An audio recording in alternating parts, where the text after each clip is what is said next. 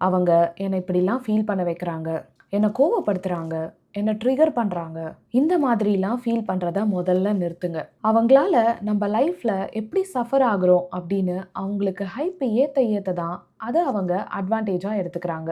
அவங்கள சுத்தி இருக்கும்போது நீங்க உங்களையே சுருக்கிக்கிறது, அவங்க என்ன நினைப்பாங்கன்னு யோசிச்சு யோசிச்சு பேசுறது, இந்த மாதிரிலாம் நம்ம பண்ண பண்ண அவங்க ஓகே நம்ப தான்ப்பா எல்லாம், நம்மள பார்த்து எப்படி நடுங்குறாங்க பாரு அப்படின்னு அவங்க வேல்யூவை அவங்களே ஏத்திப்பாங்க. ஷேர் மார்க்கெட்லலாம் மக்கள் ஒரு ஸ்டாக்கை வாங்க வாங்க அதோட வேல்யூ ஏறுதுல, அதே மாதிரி தான் இந்த மாதிரி டாக்ஸிக் பீப்புளை நம்ம தலையில தூக்கி வைக்கிறோம். நம்மளோட ரியாக்ஷன் தான் அவங்களுக்கு பெட்ரோல் ஊத்துற மாதிரி. நம்ம ரியாக்ட் பண்றத நிறுத்திட்டோம்னா அவங்க புஷ்ஷுன்னு ஆயிடுவாங்க. அவங்களோட கேமை நீங்க ஏங்க விளையாடணும்? உங்க வாழ்க்கையில நீங்க அவங்கள அலோவ் பண்ணவே பண்ணாதீங்க. உங்க வாழ்க்கைக்கான பவர் உங்ககிட்ட தான் இருக்கு.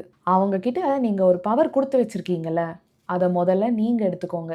இன்னொருத்தரோட கம்ஃபர்ட்காக நீங்க உங்கள சுருக்கிக்காதீங்க.